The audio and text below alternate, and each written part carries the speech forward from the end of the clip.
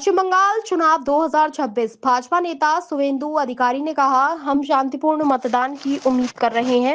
कोई भी अराजकता नहीं फैला पाएगा क्योंकि अर्धसैनिक बल तैनात है।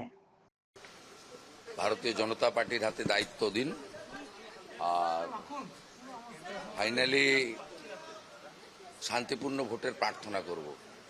খুব একটা উৎপাত করতে পারেনি আর উৎপাত করতে পারবেও না। প্রাথমিকভাবে গতকাল ভোটের আগের দিন রাত্রিটা খুব মিনিংফুল থাকে।